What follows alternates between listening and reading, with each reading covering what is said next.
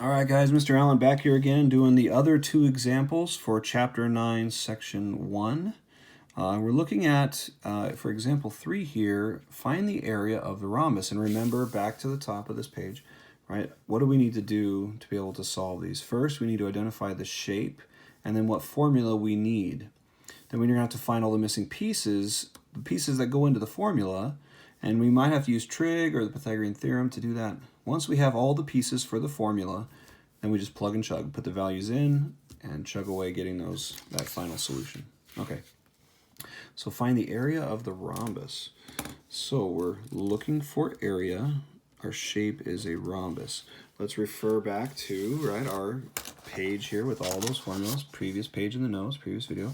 Right, a rhombus, the area, it's 1/2 diagonal 1 times diagonal 2. D stands for diagonal. So the two diagonals are going to get multiplied and then cut in half. So let's write that down. Again, I always recommend writing that down, the formula. Every problem I do it. I know some of you like to go fast and shortcut it. Don't. That's one thing you want to do. Write that formula. Okay, well, it looks like diagonal 1's easy. It's already given. Boop, right there. So the question is, what the heck is diagonal 2? Where are we going to get that? All right, well, let's draw it in. The diagonals, right, are just where you connect those opposite vertices. So that whole thing is our diagonal 2. But we don't currently know what it is. And what we need to do is refer to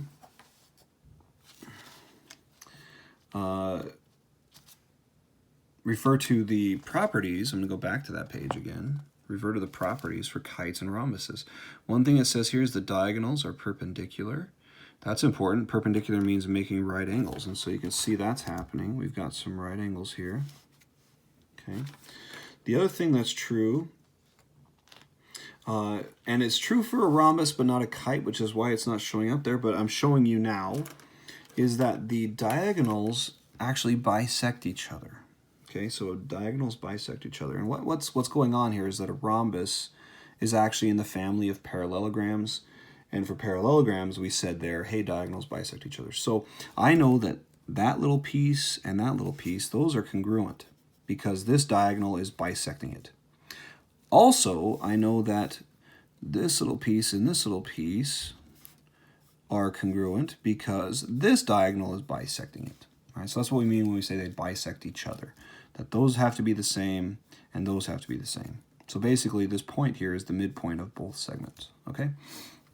So if that's true then, if this is the midpoint of the whole thing and the whole thing for diagonal 1 was 72, then that must mean this little guy right here is half of the 72.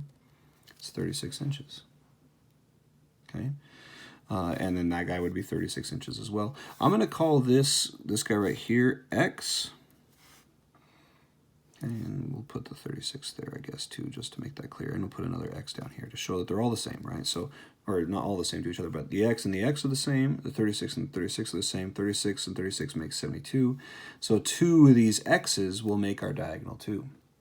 But the reason I did that is I want to focus on like maybe this top right guy right here where that 45 is. I want to focus on this triangle. I'm going to redraw it just so that it's not as cluttered.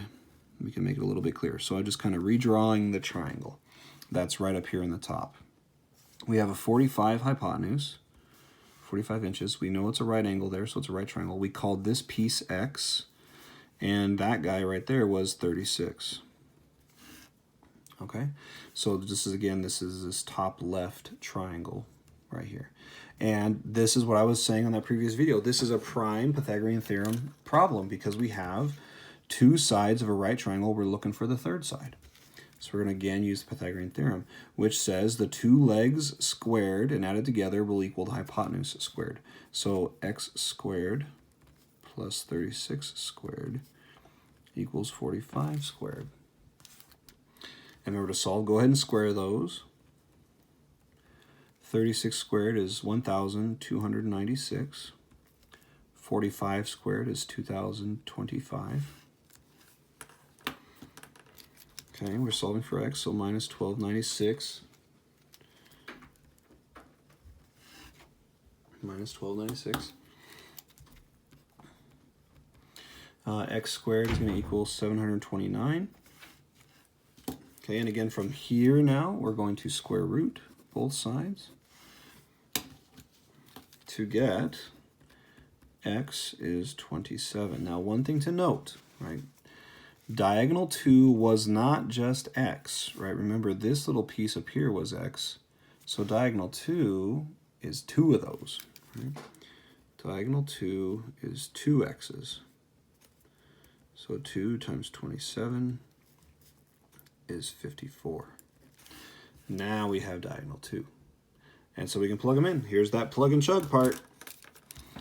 Area is 1/2 times diagonal 1 was the 72 times diagonal 2 is the 54. And we multiply those, cut them in half, and we're good.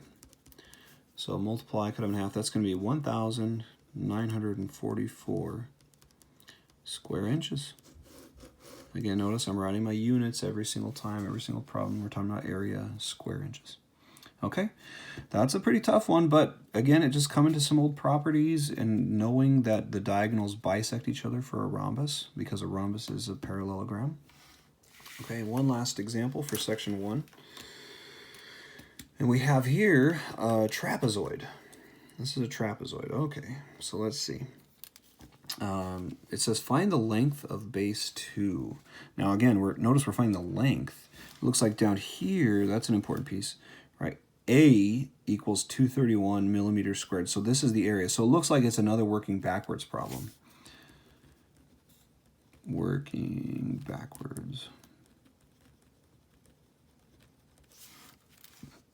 Okay. And this is a trapezoid. I know that because just looking at the shape, it didn't say it this time, but right, trapezoids have that look, right, where you got two sides parallel, the other two sides not parallel, right? It's a trapezoid. And here's the formula. Area is 1/2 times the height, which is the distance between the bases, times the bases added together, the sum of the bases. And the bases are the two parallel sides. Okay, so kind of a lot going on here with trapezoids, but there's our formula. Area equals 1/2 times h times b1 plus b2. Okay, well, let's see what we got in the picture here. So again, A was given. So this is where we do a working backwards, where we plug in, write the formula out, the whole thing, even the A equals, because then you're going to plug in. A is 231, so I'm going to swap it in. 231 equals 1/2 times the height. Now, what's the height of this trapezoid? Again, it's the distance between the parallel sides, which looks like it's the 11. There's our height right there. The 11. Okay. And then looks like we're looking for, oh, it says find the length of base 2, and that says base 2. So that must have been, this must be base 1. A little typo there. That's a B1. So pardon me on that. That should be a B1 because we're looking for base 2. So, oh no. I'm thinking incorrect here. My goodness. That is base 2. It's all good because that's the unknown. It's the guy we're trying to find. My goodness. So what is base 1? Well, this must be base 1 then, right? The other parallel side. So base 1 is 23. We add to that base 2. Leave that as base 2. That's what we're going to find. That's why this is working backwards. It's a piece of the puzzle that we don't know, but we do know the end result. So we're going to be working backwards here. We need to find the B2 that makes all this true. All right, now here's how you approach these, or what I would do from here. I would go ahead and start, remember, we're solving for B2, so we need to get B2 alone. So these guys are the first to go, right? You want to kind of undo the furthest stuff away from your B2, kind of what you think about. You can do this a few ways. This is 1/2 times 11. You can go ahead and do that. What is half of 11? It's 5.5.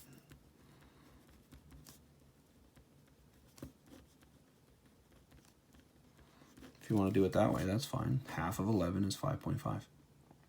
Then, right, we're trying to get B2 alone. So again, this 5.5's got to go, and since it's multiplying, I'm going to divide both sides by 5.5. Okay, 231 divided by 5.5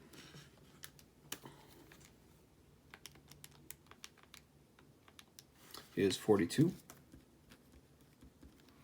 And those are gone over there now, right? That's why we did it. So then we just have a 23 plus b2. And so if we're solving for b2, we're going to subtract 23. 42 minus 23 is 19. And this is in millimeters again. Don't forget the units in the end when you're solving. Okay, there you go. So those are our examples from section 1 of chapter 9. It's a lot of area stuff. It's a lot of formulas. And just remembering those really important tools that we have in our tool bag, which are trig, Pythagorean theorem. You have to apply those at different times like we did. Sometimes we work backwards to find missing pieces. But there's all the best I can do to show you. So good luck, guys. We'll see you later in another video for chapter 9, section 2.